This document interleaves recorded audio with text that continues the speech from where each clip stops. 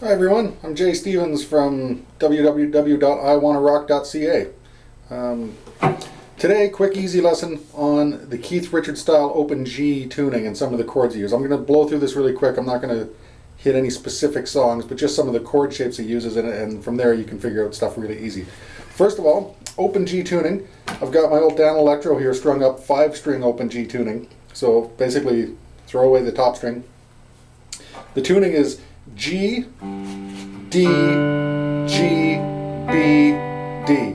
That's G on the top, a D, another G, B, and D. And what that gives us is an open G major chord. So major chords can be formed across the neck, one finger. If I'm looking for a 1-4-5 pattern for most blues songs, or most songs in general, open, 5th fret, 7th fret, right?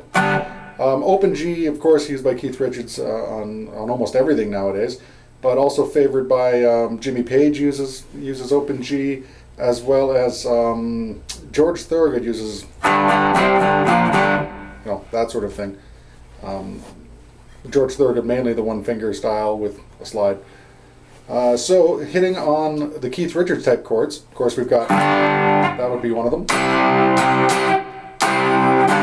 The one finger across all the strings. The other one you need to know for this is that rhythm of,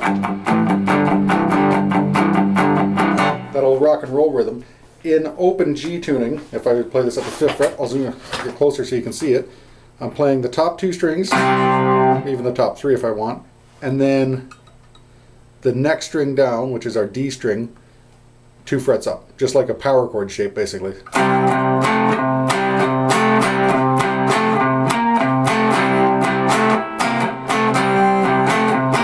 That's your standard rock and roll pattern. Normally, like in the open shape, it would be 2 and 4, in normal tuning. But in the barred form, so that's a really important riff because that's most of your rhythm is going to be that.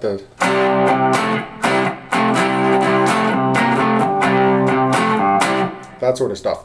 So that's chord shape number 1 is the one finger. The next one would be adding that to it to give us our rock and roll patterns.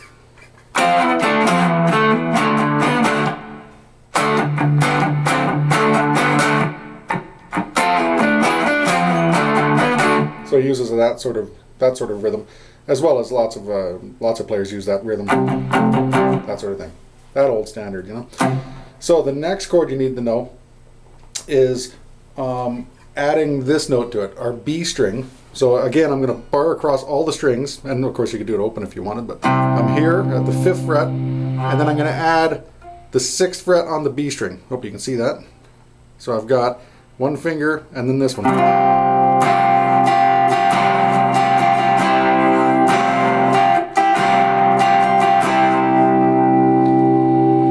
So you can use that. It's basically a sus chord you're making out of that. So sometimes he'll noodle around with that, Keith Richards I'm talking about, adding that B string to it. And then sometimes he can add the G string 2 frets up from our bar. So if I'm barred across the 5th, G string here, which is the 3rd string up, 2 frets up at the 7th.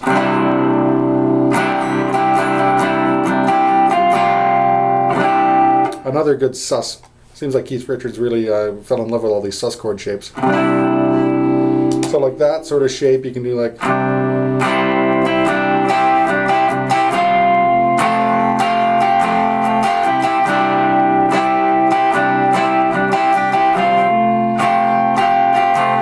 The last chord I just ended on is the another sus chord.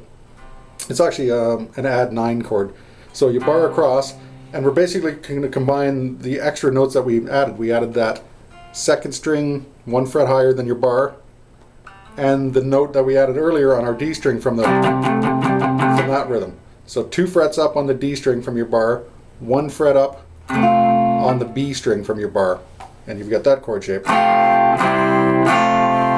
So notice there's a string separating the two. I've got D string, skip a string, B string. And the best practice you can do with this is just doing that.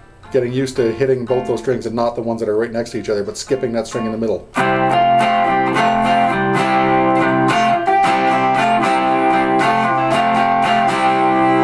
away, even just strumming that, you can start to hear that Keith Richards type stuff.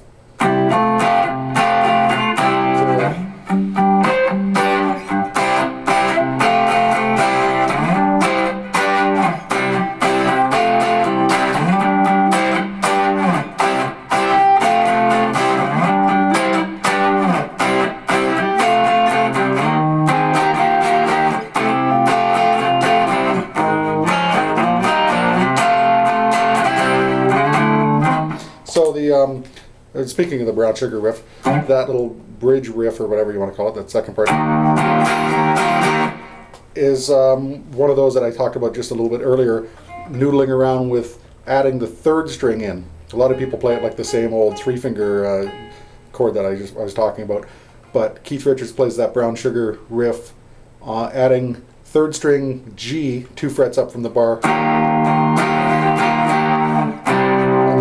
fret adding the 2-finger, adding the 2 fingers to it on the D string and the B. So it's on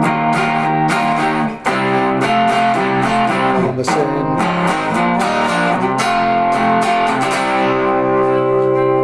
So just that shape, add those 2 fingers, skipping that string in the middle. Hopefully you can get a shot of that there. Or adding just this one, or just this one, or just this one. That's basically the main shapes. What's that? 4 shapes. You got 1, add that, add that, add that, or that. Some combination of those. And you can play pretty much any Stone songs. I've noticed even Stone songs that weren't written in open G, I've seen live footage that Keith is playing them in open G now, like case in point, that Can't Always Get What You Want.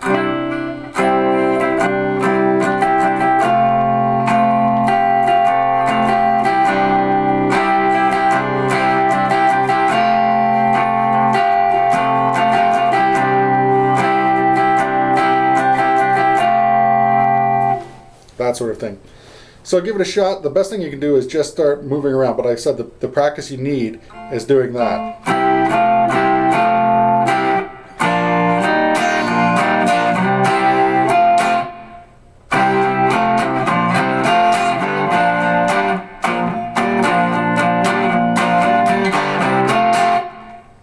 I'm just goofing around and the Stone songs start to pop out. So give that a shot. Those couple fingers. And move the bar around. So remember, you're in open G. Once again, is G at the top, then a D, G, B, D. If you're using a 6 string, you would have a top string here that would be a D. So you basically drop this to D and then go D, G, D, G, B, D. The reason you get rid of the D on top is because it makes this string now your root at G. Leaving a 6 string setup, you'd have a D on top, which is not your root. It kind of gets confusing. So take it off, throw it away. All right, so I'll leave you with that for now. If you got any questions, shoot me an email, send me a comment. Hopefully this was just a quick and easy one. I'm not, like I said, I'm not specifically talking about any riffs. The main idea is moving it around, start getting those 2 fingers going, and experiment and come up with your own stuff. Open G, probably the next open G I'll do will be some Zeppelin, possibly some slide.